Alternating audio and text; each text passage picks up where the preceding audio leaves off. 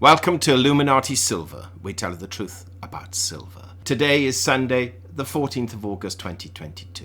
And once again, we can see that gold and silver prices have risen this past week. Are they going to continue to rise? We suspect so, but only for perhaps a week or so. Why? Let's take a look.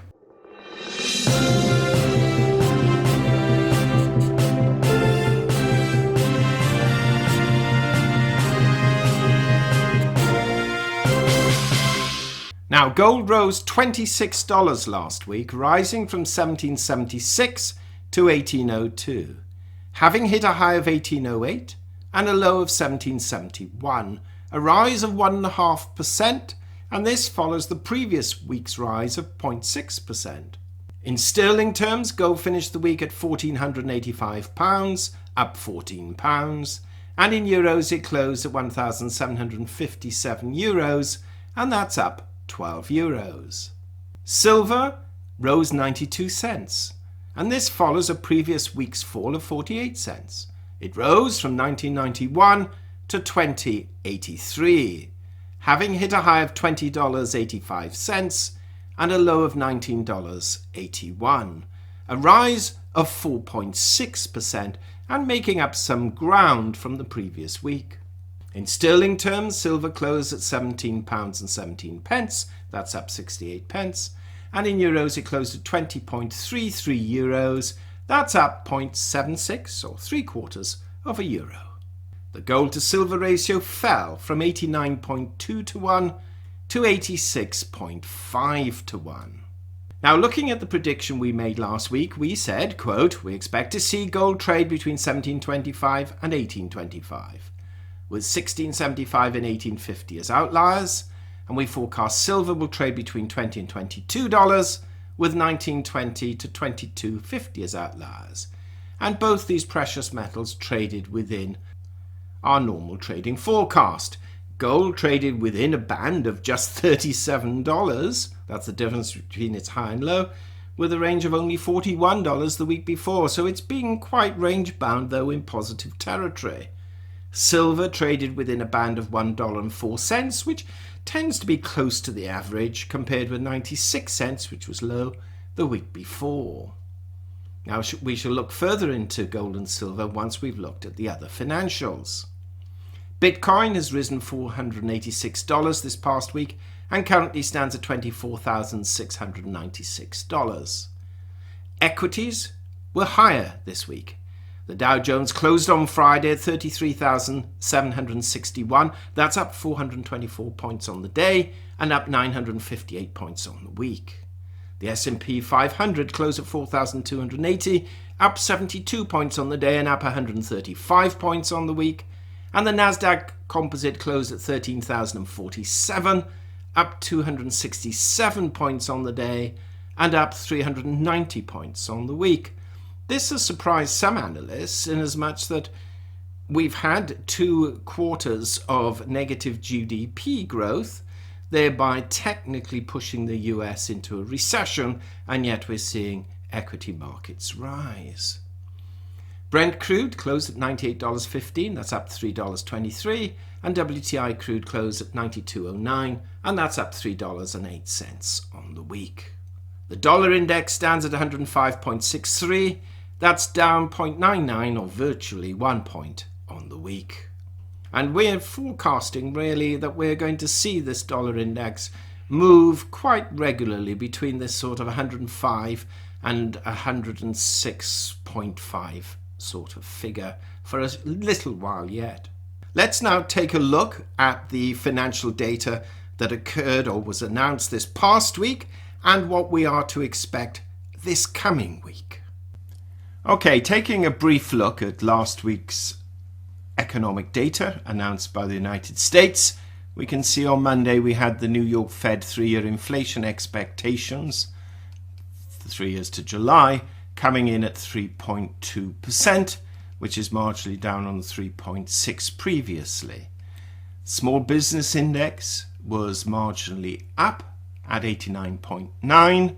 Productivity was down, but not as down as forecast for the second quarter at minus 4.6, and unit labour costs were higher than expectations for quarter 2, but lower than the previous quarter. Now, the important data was the consumer price index, which actually was unchanged, which was quite heartening for the economy, arguably, in that expectations of 0.2% increase were expected for July. And core CPI was slightly lower than expectations, coming in at 0.3%, positive, however, still a rise, but 0.2% lower than expectations. So this gave us a year-over-year CPI figure of 8.5% compared with 9.1%, and a core CPI figure of 5.9%, equivalent to what it was previously. So this is suggesting, the jury is still out, but it's suggesting that inflation may not be curbed, but may actually, its rate of growth may have at least subsided. We shall see in next month's figures, which are the ones we're going to pay particular attention to, because of course they will come out just prior to the Fed making its interest rate decision, and that will be towards the latter end of September. On Thursday, jobless claims 262,000. That's down 2,000, which is good news. However, the continuing jobless claims were up slightly at 1.43 million.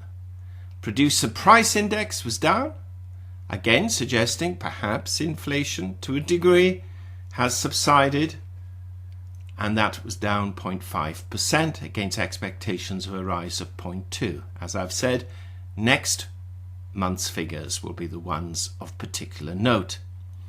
Import price index down 1.4%, and the UMich Consumer Sentiment Index, preliminary, was 55.1 compared with expectations of 52.5. Interesting. Now, this coming week, we have the Empire State Manufacturing Index for August and the NAHB Home Builders Index, both for August. On Tuesday, building permits, housing starts, industrial production figures and capacity utilization rate.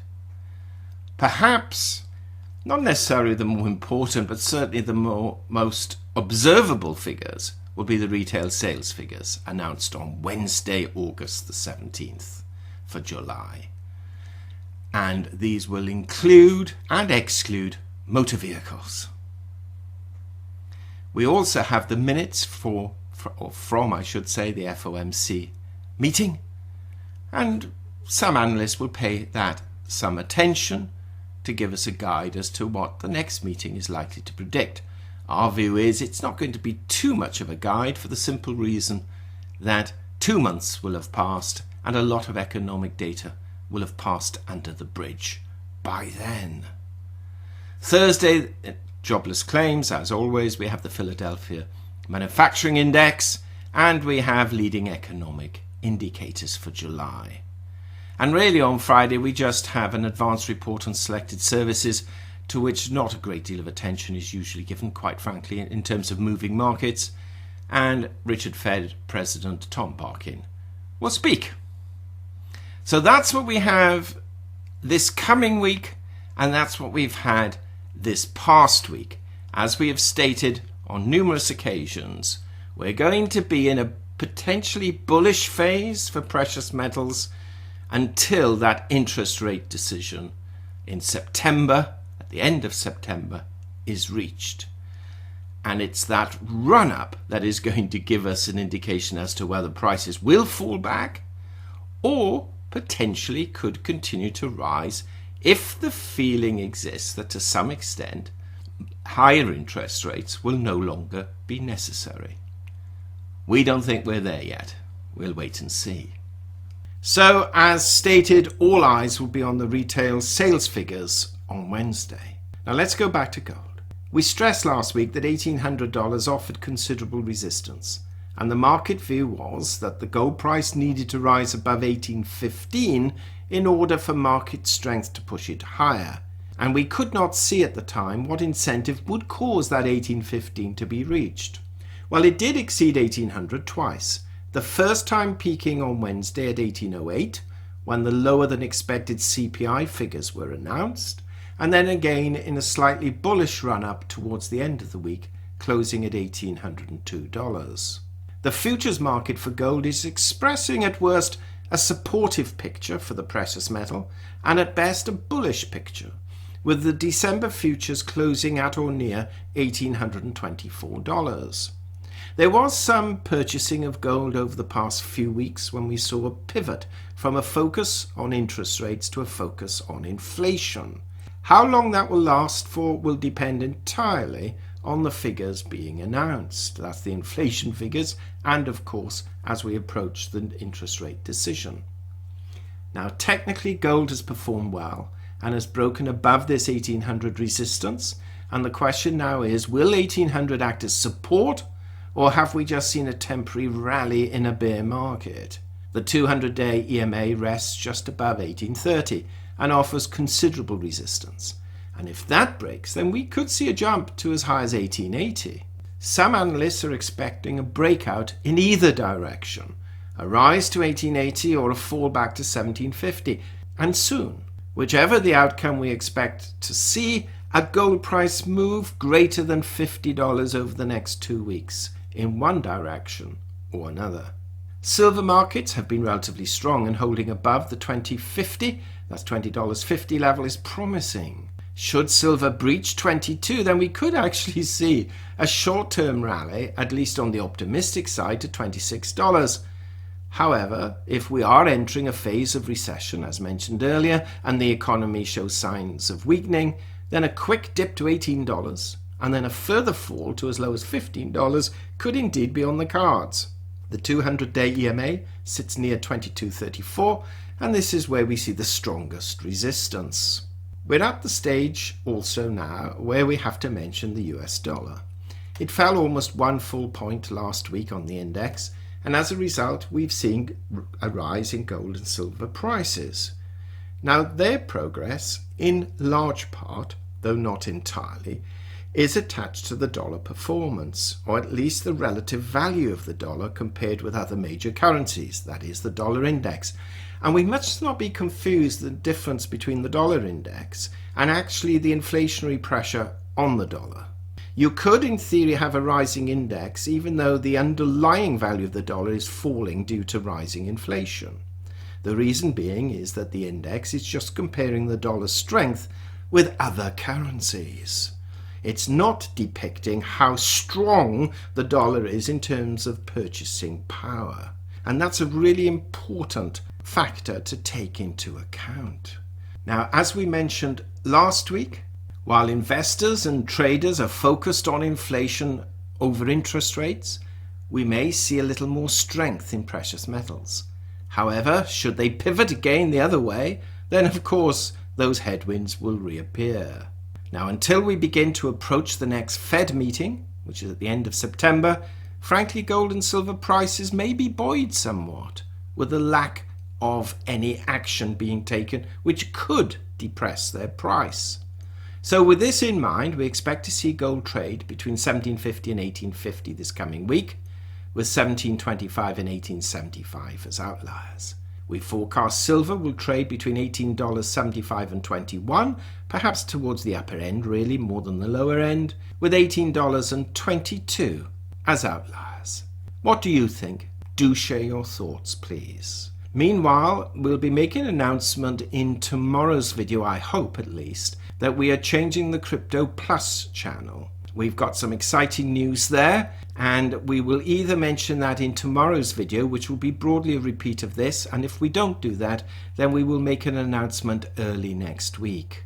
Do tune in and make sure you're a member of that Crypto Plus, because it will be changing into something quite different. Meanwhile, thank you so much for listening. If you haven't already done so, please subscribe to our channel, not forgetting to press the bell sign so you're notified of our videos as and when they're published. And finally, we wish you a safe, enjoyable weekend and a prosperous week ahead.